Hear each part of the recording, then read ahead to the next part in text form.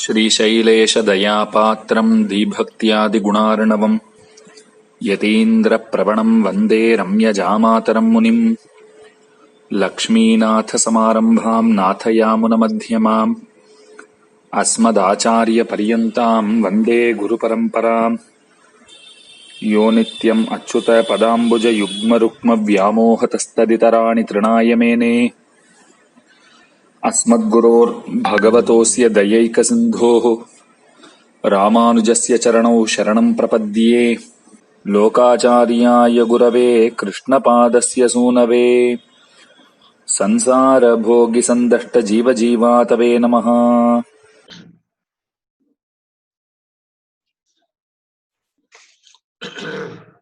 श्रीशैलेशदयापात्रम् धीभक्त्यादिगुणार्णवम् यतीन्द्रप्रवणम् वन्दे रम्यजामातरम् मुनिम् लक्ष्मीनाथसमारम्भाम् नाथयामुनमध्यमाम् अस्मदाचार्यपर्यन्ताम् वन्दे गुरुपरम्पराम् लोकाचार्याय गुरवे कृष्णपादस्य सूनवे संसारभोगिसन्दष्टजीवजीवातवे नमः।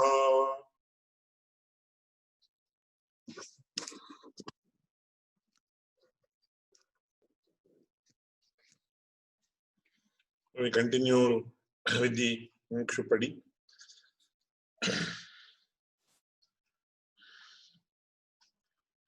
This is the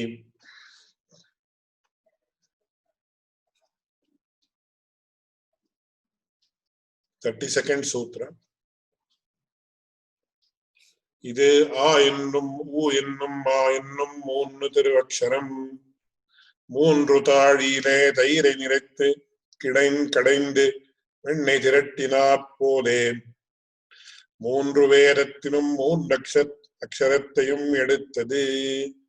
ஆகையால் இது சகல வேதசாரம். இதில் அகாரம் சகல சப்தத்துக்கும் காரணமாய் நாராயண பதத்துக்கு சங்கிரகமாயிருக்கையாலே சகல ஜகத்துக்கும் காரணமாய் சர்வரக்ஷகனான எம்பெருமானை சொல்லுகிறது. So these are the 5 sutras we are going to study today. இது ஆ என்னும் ஊ என்னும் மா என்னும் மூன்று திருவக்ஷரம் மூன்று தாழியிலே தயிரை நிறைத்து கடைந்து வெண்ணெய் திரட்டினா போலே மூன்று வேதத்திலும் மூன்று அக்ஷரத்தையும் எடுத்தது.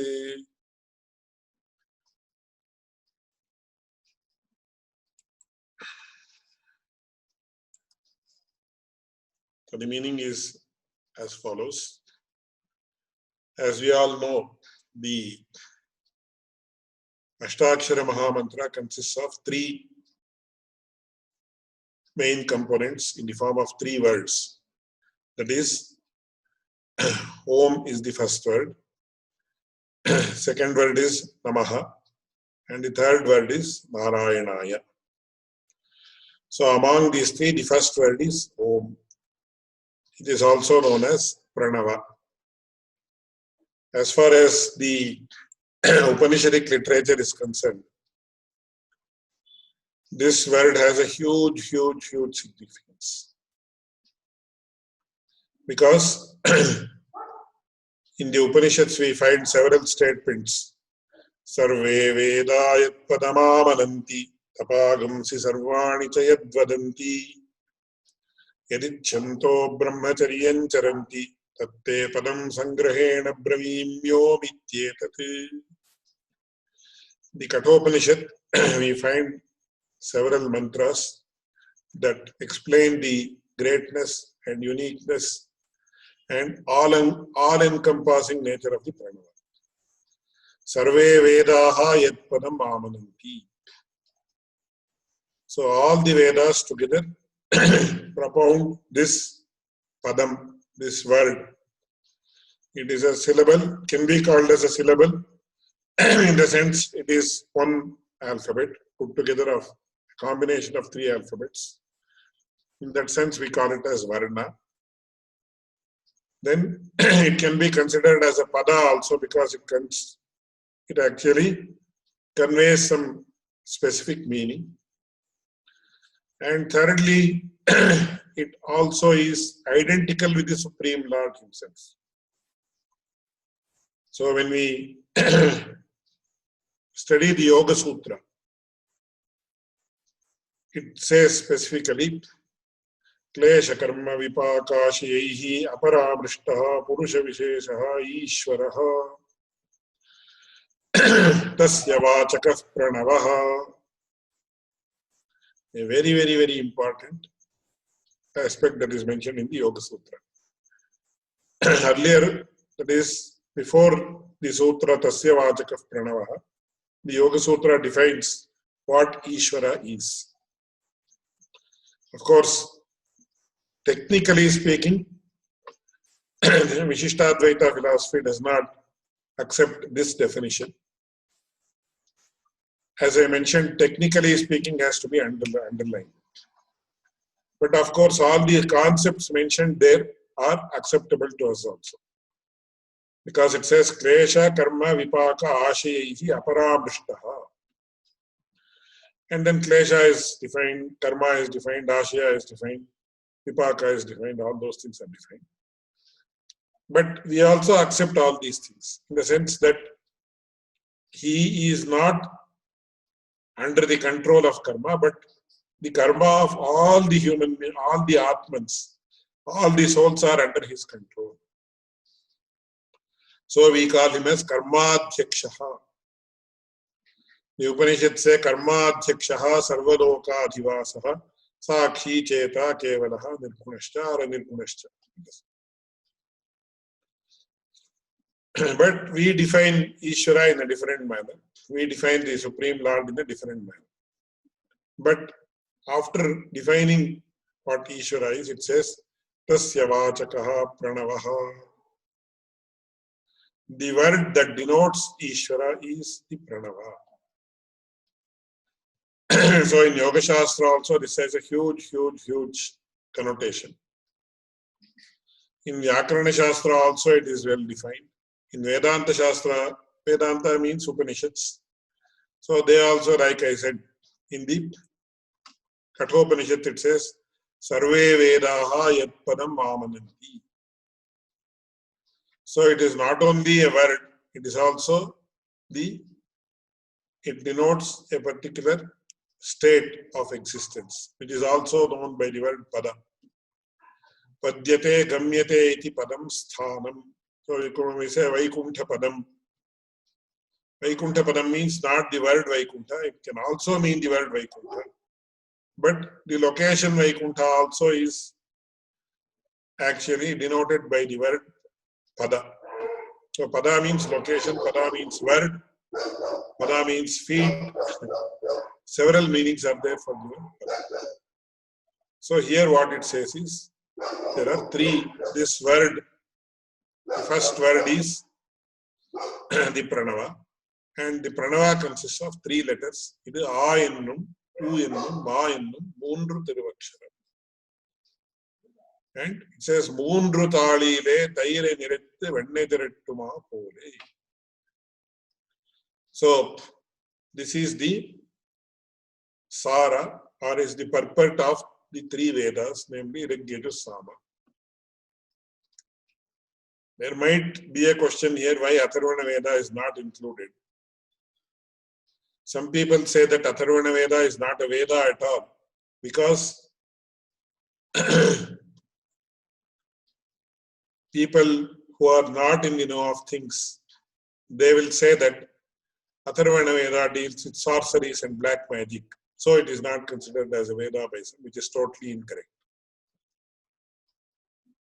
And those who hold this view, they actually quote the name of the Vedas as Iti Vedas Trayas Trayi. Trayaha and Trayi. Trayi means a combination of three, or what we call as triad, T-R-A-I-D in English. So Iti Vedaha Trayaha Trayi. Since it is specifically mentioned that the combination of three, there is no question of Atharvana Veda, it has to be discounted. Not many people have given the answer to this question. Why it has been mentioned here like that? On the other hand, Angani Vedas Chatvaraha in Manusmriti and also in several other places, in the argument, for example, in the Apastamba Dharma Sutra, it says Chatvaro Varnaha, then Chatvaro Vedaha, Rigyajusama, Atharvana, Vedas Chatvaraha, etc. So it is a very famous statement, or it's a very famous fact that there are four Vedas, Rig, Yajus, Sama and Atharvana. But here, why are they referring to only three?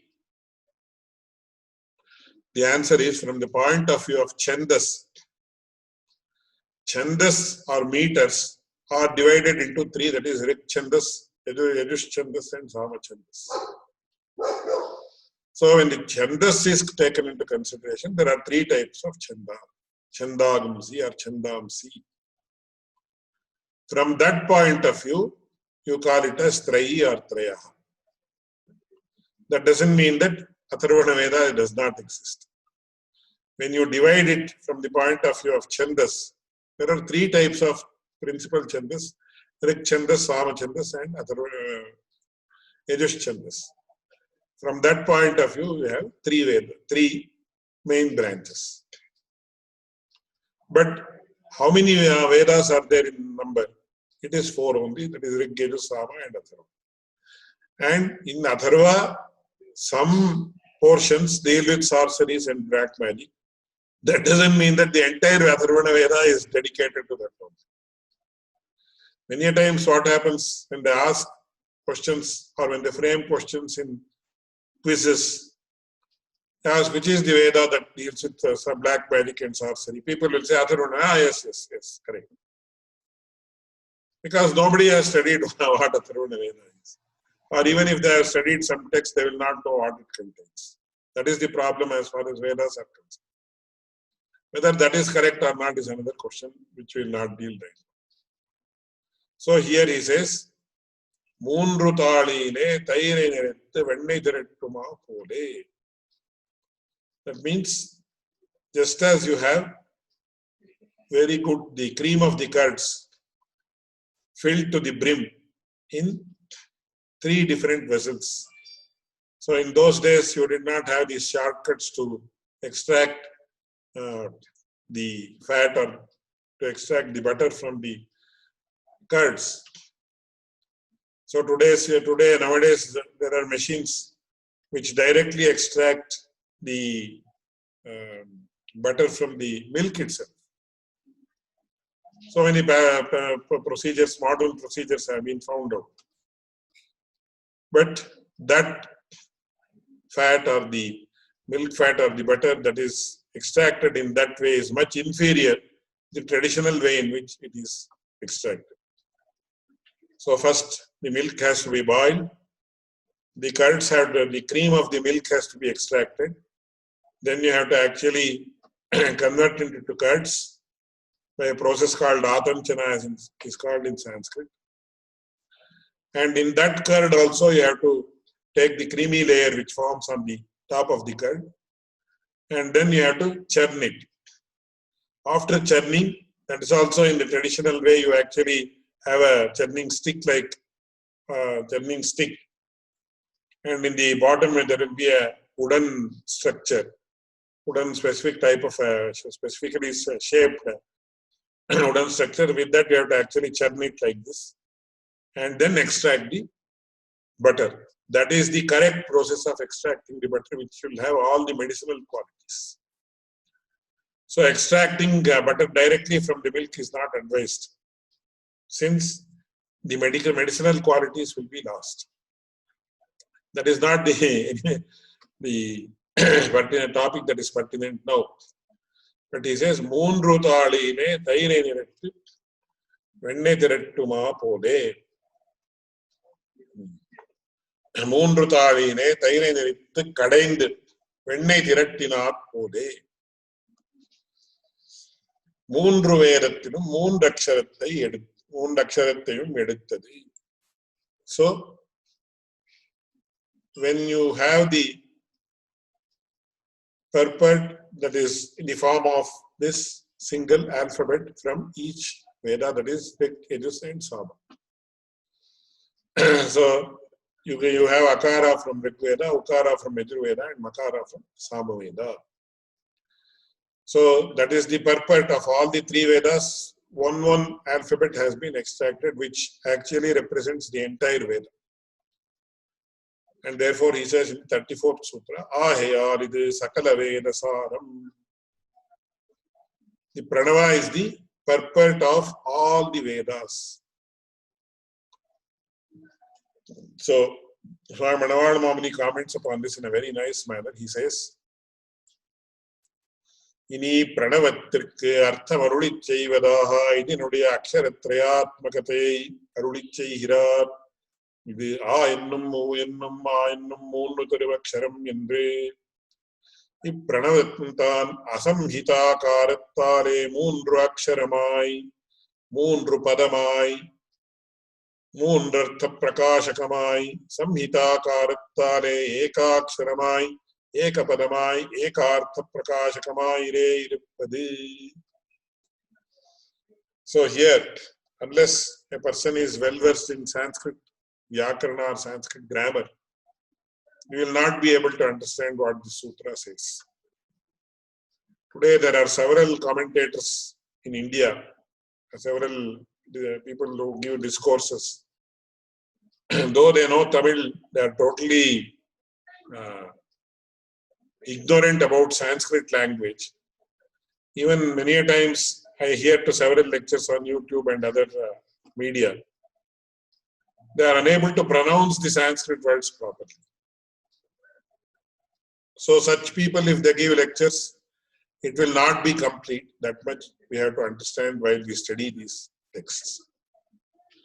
So he says, Swami Manavada Mamuni says, Pranavantan asamhita karattale moondaksharamai, moondru padamai, moondartha prakashakamai. Asamhita kara means what? Samhita means sandhi. It is said as paras sannikarsha samhita.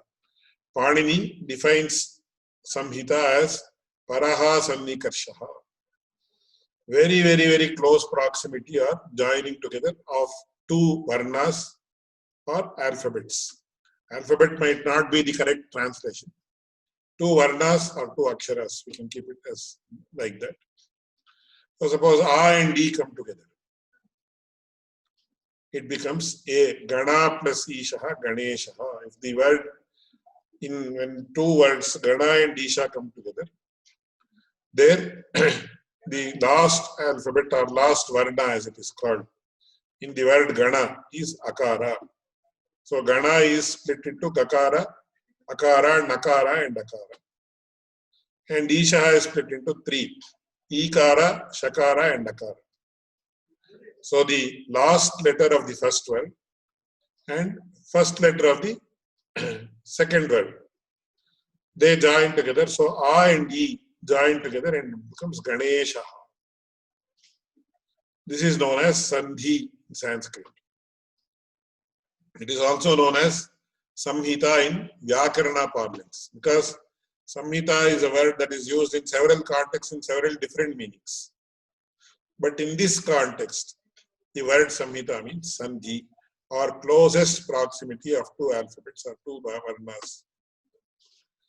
So when you join A and U, it becomes O.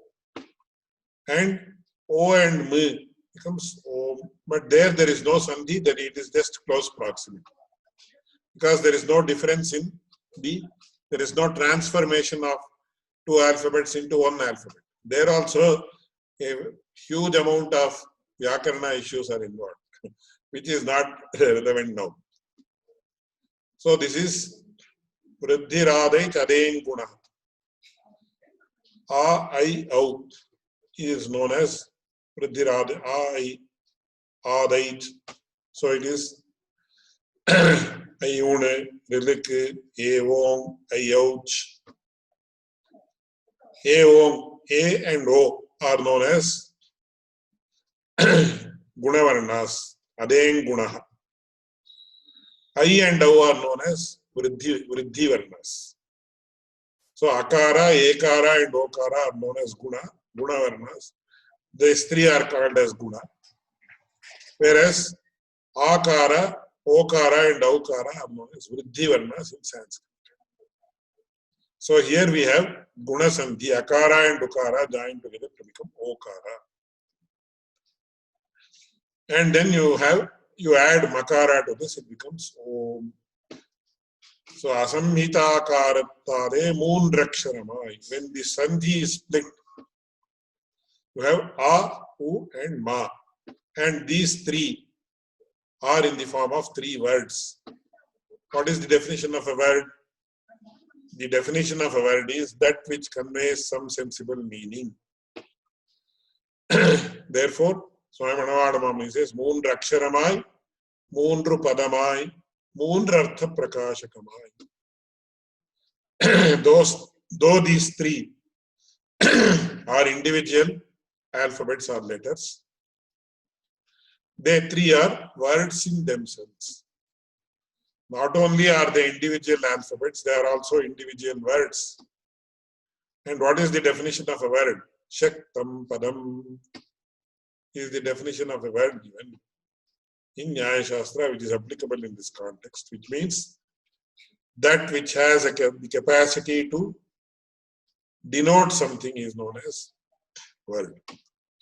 Therefore, Moondartha Prakashakamai, when you consider the pranava as a combination of three alphabets, it has three alphabets which are in the form of three words conveying three individual meanings. This is on one side. On the other side, what does it happen?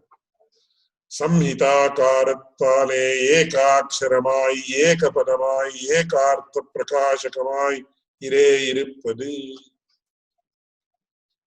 So when you take the Samhita Kara, when you take the Om as one syllable, which is the combination of A, U and Ma, that is, you take the Siddha Sandhi form as we call it. So when we do Sandhi Vichcheda, it is A, U and Ma. But when you do the Sandhi, it is Siddha Sandhi or something like that, then it is Ekaksharama, it is only one syllable. Therefore it is one word, and therefore it conveys one meaning. So both these interpretations are viable, they are valid. That's what he says in the 32nd Sutra. Then he says, how did these three syllables come into existence? In the Aksharatretinuடைய Utpatti Kramattai Sadrishtantamaha Rudichaihirar. How did these three words come to be the representatives of the three Vedas? So why Akara only for one Veda? Why Ukara only? Why not Ikara? Why not some other Ekara, Raukara, Rikara or something like that? Why only A, U and Ma? Does it have any specific reason behind that? This question is answered. Bhuriti Rigveda Rajayata Bhuvaiti Yajurvedat Swariti Samavedat Tani Shukranyabhya Abhyatapate Tebhyopi Taptebhya Trayo Varna Ajayanta Akara Ukara Makara iti Tane Katha Samabharat Tadeta Domiti. So Bhuhu Bhuaha Suaha. These are the three, what is known as Vyahrati in Veda, in the Vedas. Everywhere we say Bhur Bhuva Swaha, Bhur Bhuva Swaha, Bhur Bhuva Swaha. Even in the Gayatri, Bhur Bhuva Swaha is there. And in the Pranayama mantra, it has 7, not only 3. 7 is an extension of these 3, according to people who know Yoga Shastra. And these Bhuri, Tivayam, Loka, in the Taittiriya Upanishad, these Bhu, Bhuhu, Bhuha and Swaha are interpreted in several manners. Bhuri Tivarachaha, Bhuvaiti Samani, Suvariti Yajogamshi, Bhuri Tivai Pranaha, Bhuvaitya Panaha, Suvariti Vyanaha.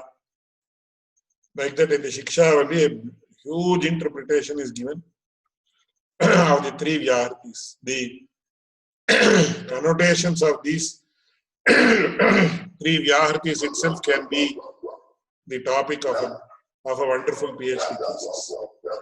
Because these are involved in Yoga Shastra, Vyakarana Shastra, in Vedanta, in Vedic literature, entire Vedic literature, which is standing on these three. Then these are applied in Sandhya Vandanam. Gayatri Mantra, it is there. Huge connotation, these three have. So, Bhuriti Rigveda Dajayata. Bhuriti Varachaha, Bhuvaiti Samani, Suvariti Yajogam sheet is there, mentioned there. But here it says Bhuvaiti Yajurvedat, Suvariti Sama Vedat, Tani Shukranyabhyatapat, Tebhyopi Taptebhyaha, Trayo Varna Ajayanta. So some process occurred where there was a huge churning and also some burning, etc. How we have to understand this is very mysterious. It's very difficult to understand. Even I don't know really what this actually means. But ultimately, what it mentions is the purport or sara of the three Vedas were given as Akara, Ukara, and Makara. Tebhyopi taptebhyaha trayo varnaha. When they were heated. And so generally what happens when you heat, for example, the butter, you get the ghee. Similarly, that is what happens according to science. For what little I know of science is, the water content is removed and you get pure ghee. And the water content actually is, it remains in the bottom in the form of black particles, which is then discarded. So, tebhyopi taptebhyaha trayo varnaha jayanta akaraha ukaraha makaraha iti tane katha samabharate tadetadomiti. Then the Supreme Lord actually joined them together, which actually became the Omkara. So this is one pramana. Second pramana is Endrum Akarancha Pyukarancha Makarancha Prajapatihi Vedatrayan Nirabrihate Bhuvaswarati Swariti Ticha. So Prajapati means Chaturmukha Brahma. He actually extracted these three alphabets or letters from the three Vedas and then joined them together, which became Om. Endrum Shrutismriti Tihadil Shvalluhirapadiye Rigyajusama Rupamana Vedatrayatil Nindrum Huhu Bhuaha Suaha Yangira Vyaharti Trayatayam Tohottuvit. And the Vyaharti Trayatayam Ponnodavaikuma Pone. போன்று ஓட வைக்குமா போலே தன் சங்கல்பத்தாரே ஓட வைத்து அவற்றில் நின்றும் மகார உகார மகாரங்களாகிற அக்ஷரங்கள் மூன்றும் அடைவே தோன்றும் படி பண்ணி இப்படி சர்வேஸ்வரன் சமுத்தரித்தபடியே திருவுள்ளம் பத்தி பாத்திரத்ரயகதமான தயிரை தனித்தனியே கடைந்து சாரமான வெண்ணியை வாங்கி திரட்டினா போலே மூன்று வேதத்திலும் மூன்று அக்ஷரத்தையும் எடுத்தது என்கிறார். So very beautifully he summarizes. He says the three Vyahartis are Bhuhu, Bhuaha, Swaha, referring to the three Vedas. These are known as Vyahartis. What Vyaharti means, etc. It's a very big topic which is closely associated with Yoga Shastra. And how they are associated with the human body, how they are associated with the human soul or the individual soul, etc. are very big topics which are very important, but they may not be very relevant in this context. So I am not going to that from that point of view, and also my knowledge also in that regard is very limited. But these three are the three Vyahartis that represent the three Vedas that are extracted from the three Vedas. Just as these three Vyahartis are extracted, three alphabets or letters also have been extracted, which are A, U, and Ma. And the example or analogy given is actually individually churning the curds in three different vessels, and then after you get the butter, then you join it. So many a times what happens, the question might arise, why not put everything in one vessel and then churn it and get the butter? No. The method of having three vessels and getting the butter from three vessels and then joining it is quite different from doing it in one vessel. So the taste will differ. So for example, many a times the same person, suppose I prepare rice, unless you do it in a very, very systematic manner, like you measure the water that you have used for rice to the milliliter level, or even thing, and the same rice you keep. But if you say do the same process also, when the same person prepares rice in an identical fashion also, the taste will be slightly different between them, because the amount of temperature given, amount of water that is used, then how much time the rice has taken to get cooked, etc. So there will be definitely difference between two rices that are prepared at the same time by the same person using the same ingredients. Similarly, in this context also, three vessels are there, and in all the three vessels, pure curds are put, they are churned, then the butter is extracted, and then it is joined. So that taste cannot be achieved when it is done in a single vessel, in a single process. Therefore, patra traya gatamanatai tanittaniye kadende. How beautifully he has explained, you can see. Patra traya gatamanatai tanittaniye kadende. So you have three separate vessels, they are separately churned, and the butter is separately extracted, and then it is joined together. Tatsaramana vendayai vangi tirattina pole. So that extract is taken and then it is joined together. Then that produce is vilakshana, it is very different from if it is done in a single vessel. So then what is the result of it? Ittal phalitattai arudichai hirar. So the result of doing so is ஆகையால் இது சகல வேதசாரம், அதாவது அக்ஷரத்ரேமம் ஓரோ வேதத்தினுடைய சாரமாக சமுத்திரதமாகையாலே இவ் அக்ஷரத்ரயாத்மகமான பிரணவம் சகல வேதசாரம் என்றபடி. So the curds are having different properties. For example, one curd might be prepared using the milk of one type of Indian cow. So you have 40 different indigenous cow breeds in India. And according to Ayurveda, the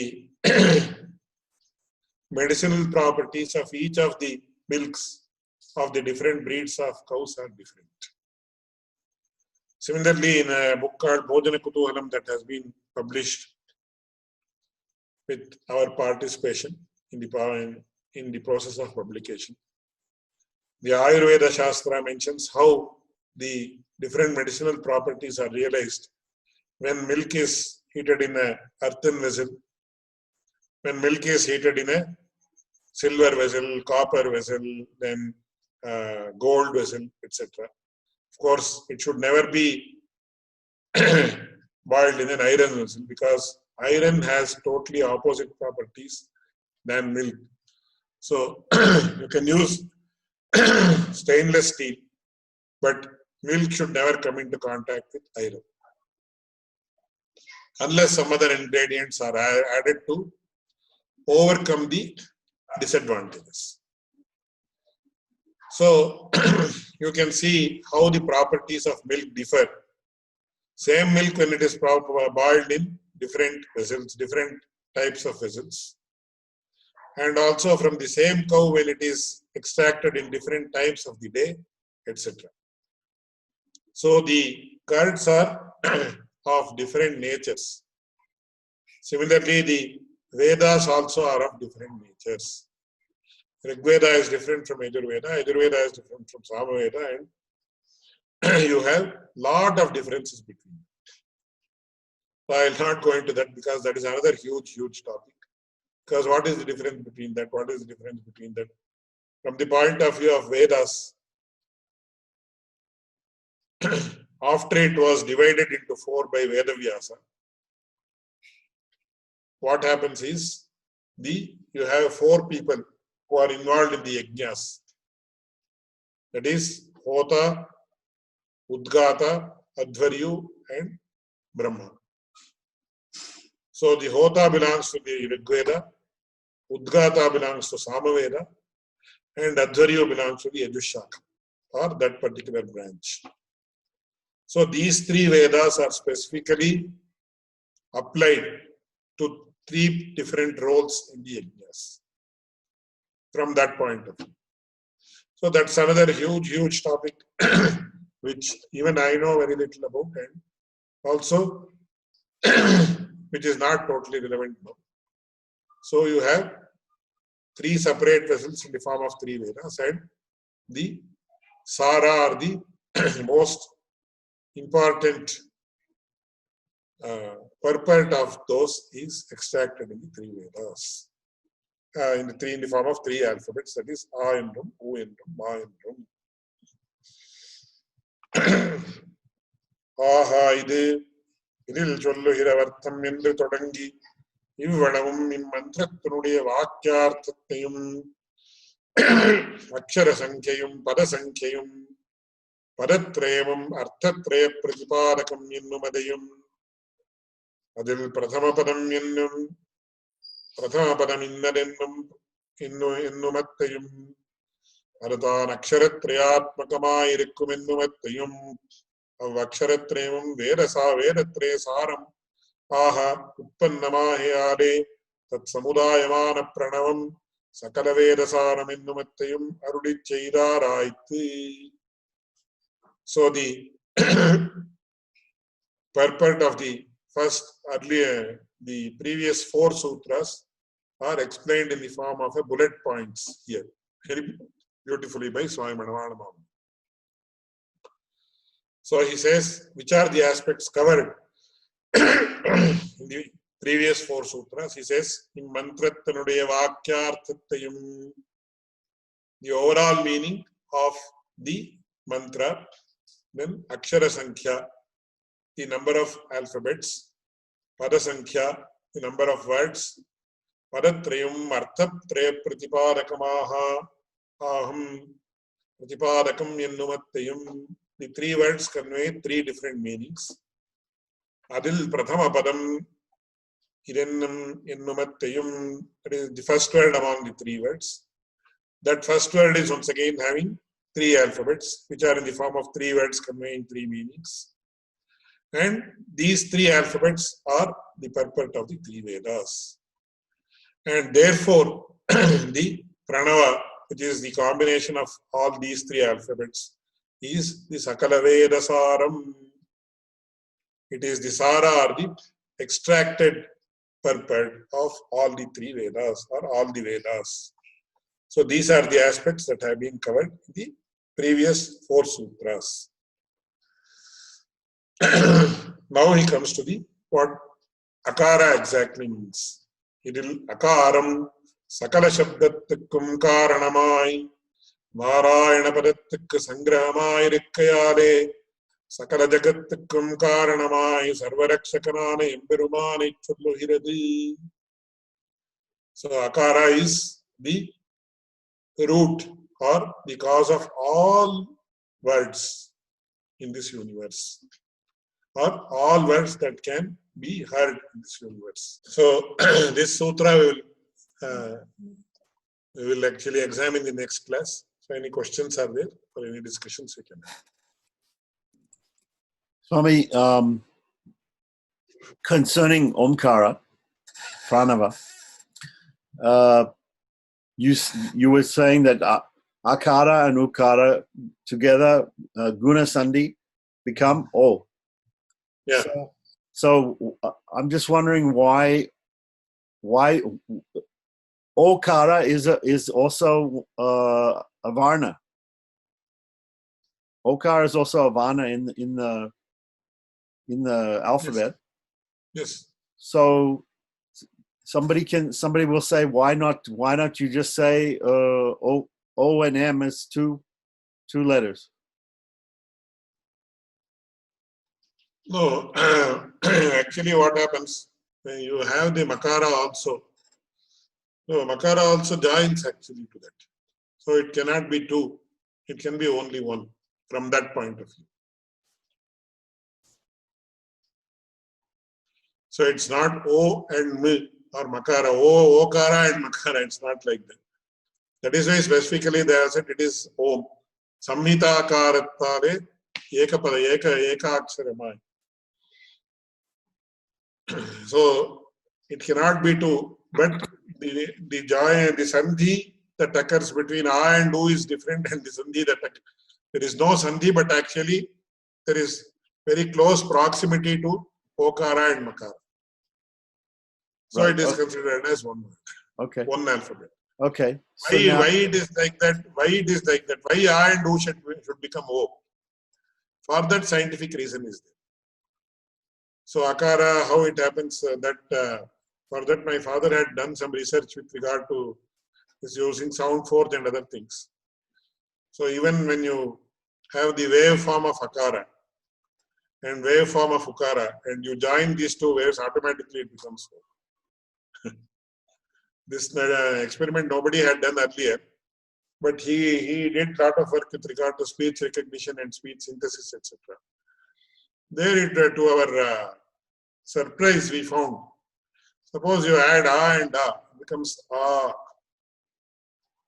So it's not concerning our speech box, etc. Even the waveforms, which is like this, when you add them also, it becomes like that one. But there is, in some places, there is the issue of prosody. Sometimes there is a small or there is not enough gap.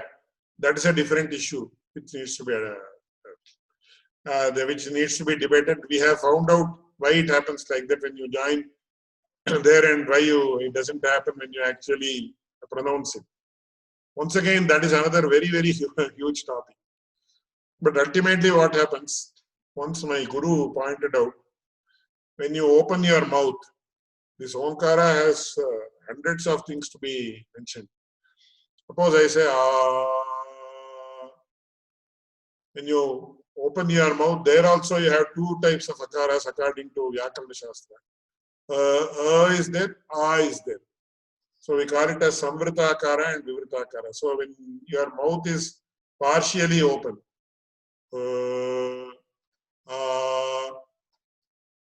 there are two different akaras. That is why the last sutra of Panini is that's how we have to pronounce it.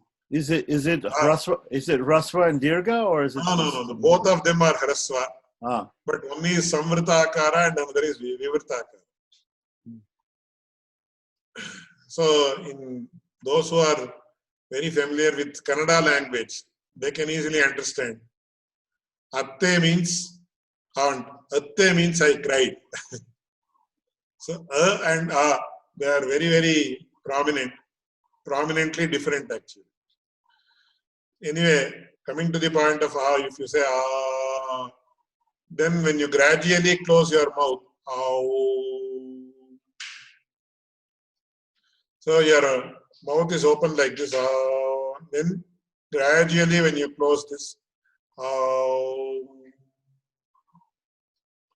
so when your lips, they start closing and the nada continues. What is nada? The sound continues. Just see how natural the process it is. My guru very beautifully explained it to me once. So the nada continues when you start.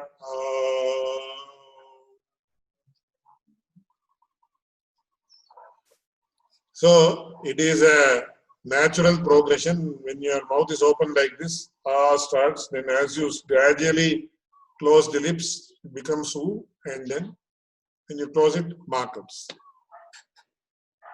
So it is one. So my father actually gives lot of explanations, gives many interpretations, how the sounds that start from the throat, which are known as the gutturals, palatals, linguals, labials, and then you have the whatever is for the Oshtavarnas. They are called as Oshtavarnas. So this can be explained in great length according to science also, how the sound box functions, etc. So Om is one. That way it can be one only, it cannot be many.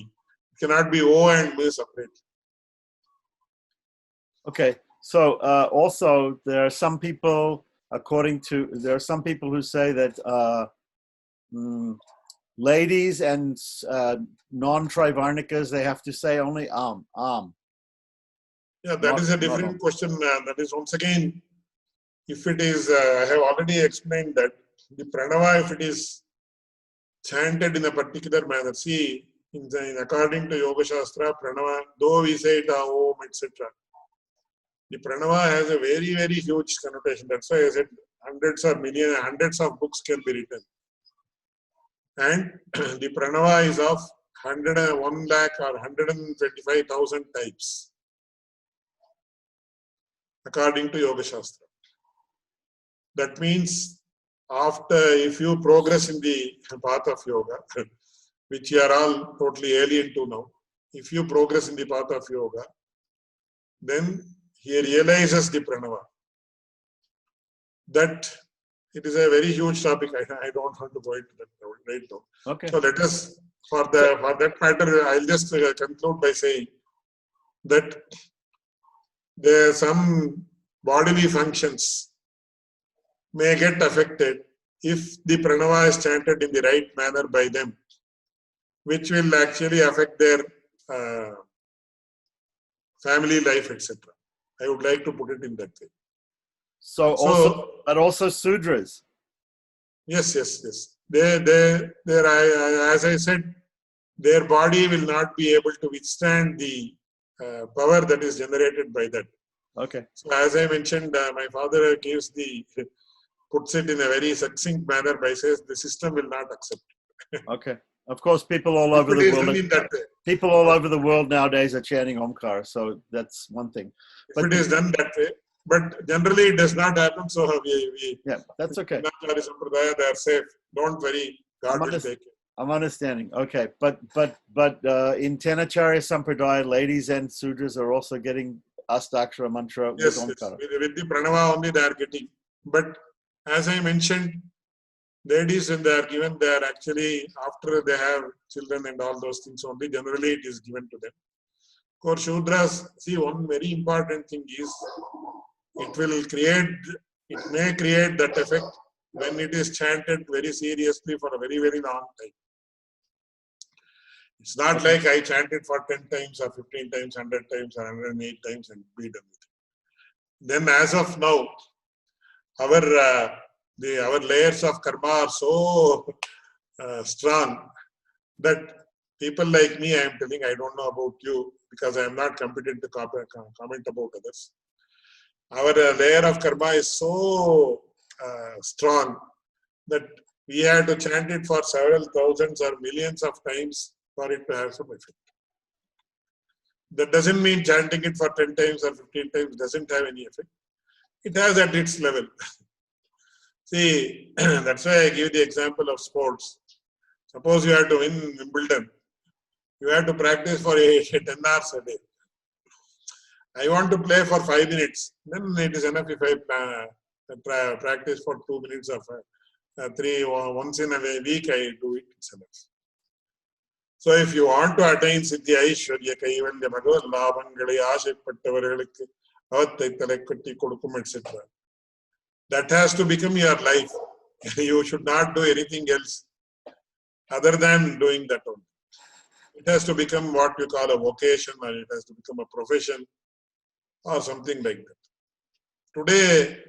Today spiritual pursuits are given the last preference as far as I know, or even as far as I am concerned, though I may be giving some talk on this.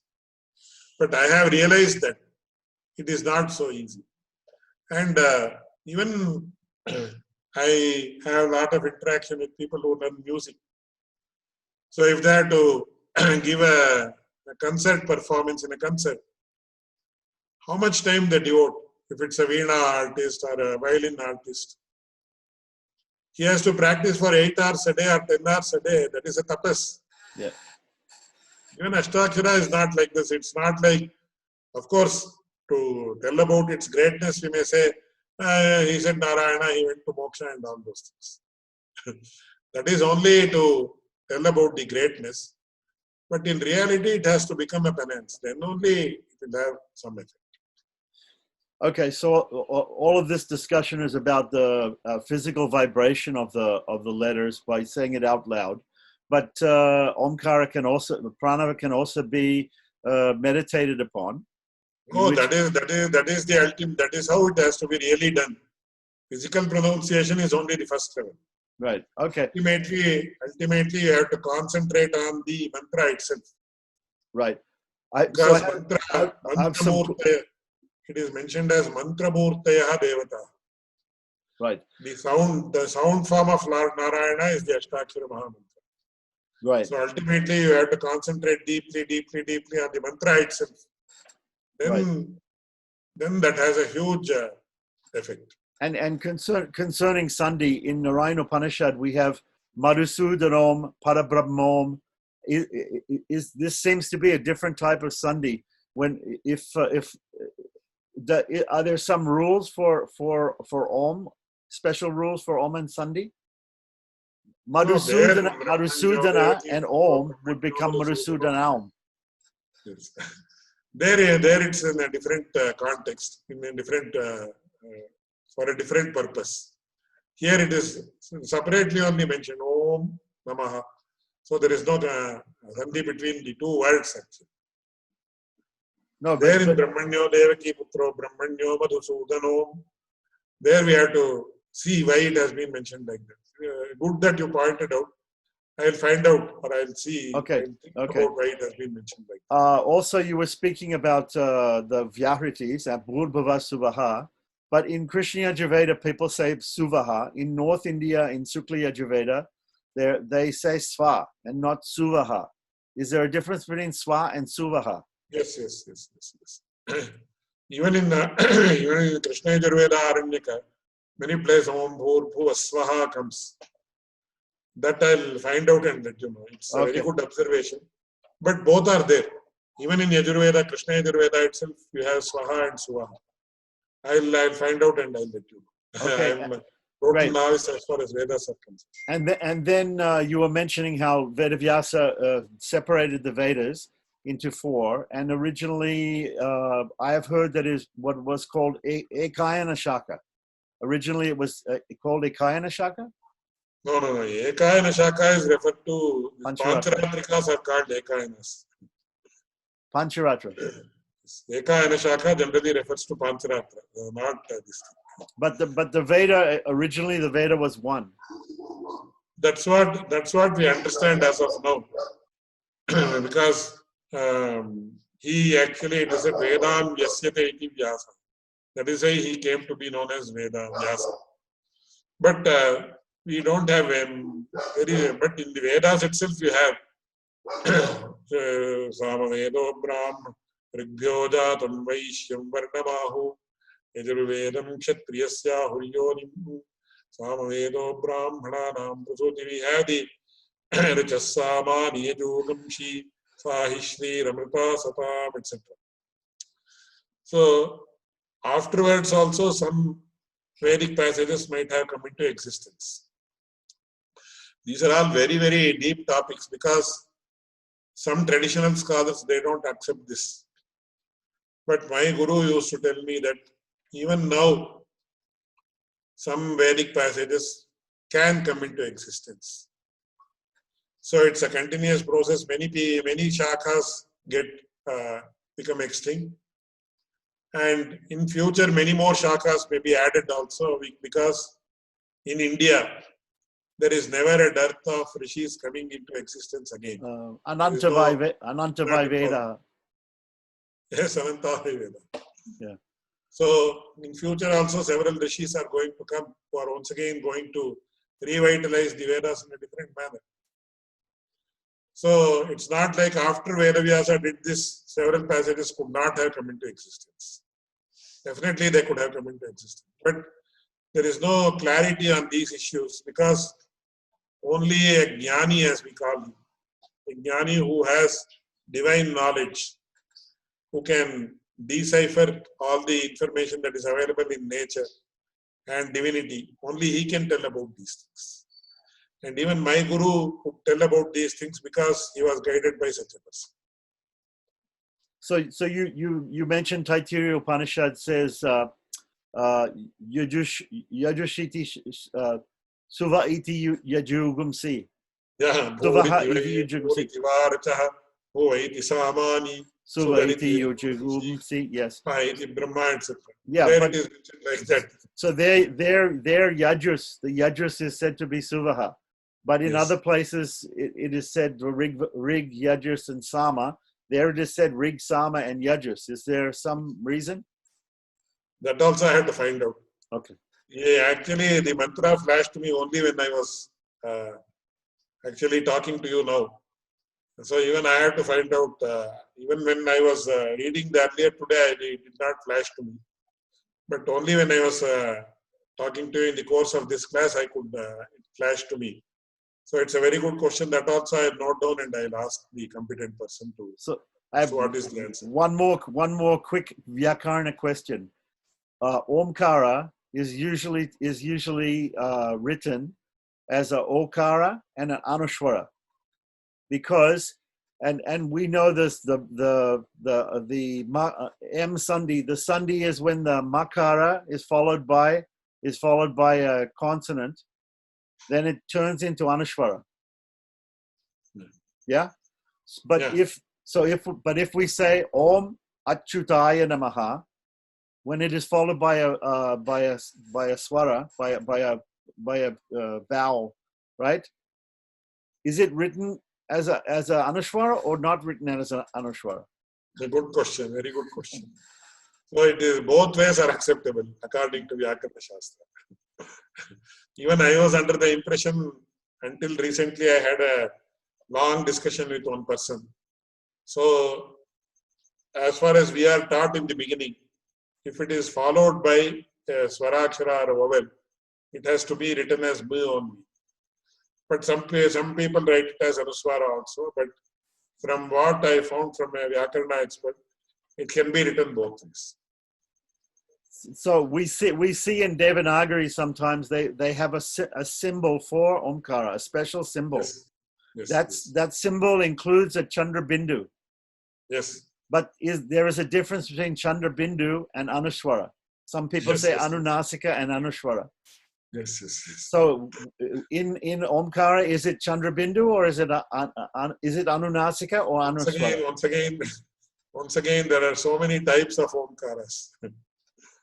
So, for example, this is another big, it's all a huge thing, difficult to discuss. Even when we are discussing, I am more and more becoming aware of my own ignorance.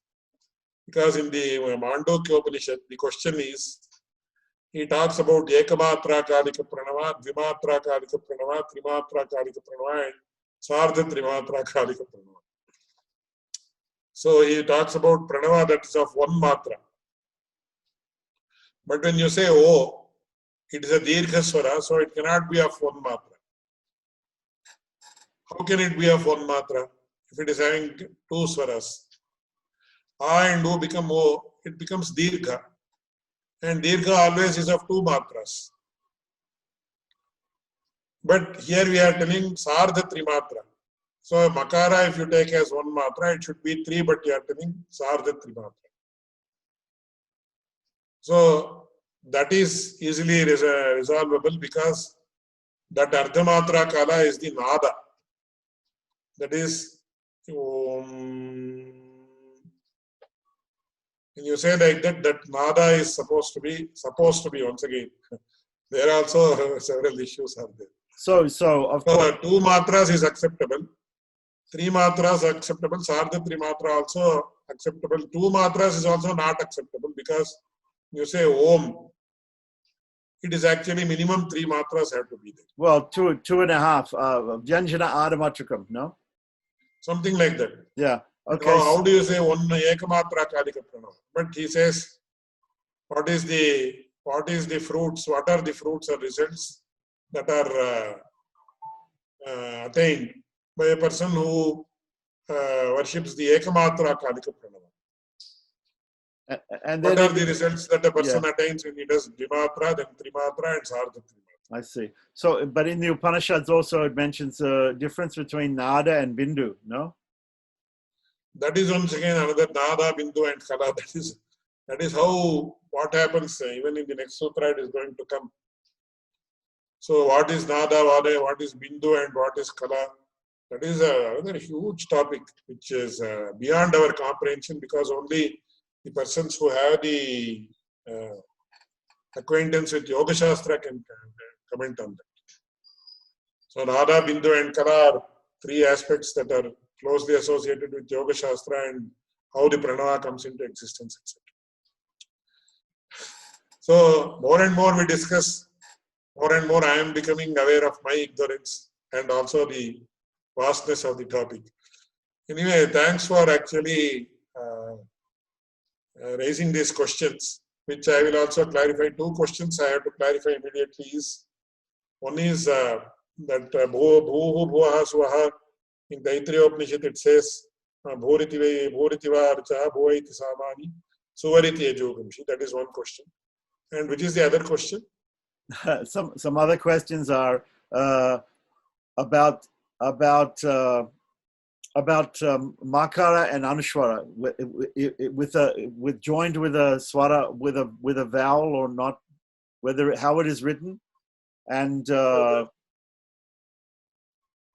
also, I mean, even I'm thinking of more questions about whether there can another question is which is correct, Bhur Swaha or Bhur Swaha, because both of them are there. Right. So what is the difference between them? Yeah. And also I'm even thinking about can there be different swaram in the Okara? That also we have to find out whether it is Adyudatta, Antodatta, etc. That also I'll find out. Yeah. But I think the Upanishads, like you said, Mundaka, Mandukya Upanishad is giving more about this. Mandukya, it actually, it says Akara is, it equates these four, that is Akara, Ukara, Makara, and Nada. That is the Pranava Shiras as they call it. It is also called as the Pranava Shiras, I suppose. So Akara is the Jagrata Avastha, Ukara is the Swapna Avastha, and Makara is Sushupta Avastha, and the Pranava Shiras, the Nada, is Turiya Avastha. That is the waking state, dream state, deep sleep state, and then the fourth state, this is known as Samadhi state. So these four are equated with those four. So Jagrana, Swapna, Sushupti, and Turiya. Yes. That is why I said this Omkara is once again, there is one more saying, Omkarascha Atashabdascha Dvaveto Brahmanah Pura Kantham Bhitva Vidiriyato Tasman Mangalika Ubhav. So the Omkara and Atha Shabda, that is another huge why Atha, why not any other word? But anyway, these two words pierce the throat of Brahman or Brahma, and then they came out or they emanated from the mouth of Brahman, and therefore they are extremely pious. That's what this shloka says. That significance also we have to understand. So, anyway, good brainstorming. I think I would like to call it like that. But, I think if you want to see all the issues again, you can watch the recording. Yeah, no, these two now I will remember. I have got these two questions in mind, so that I will ask and I will let you know. Thank you.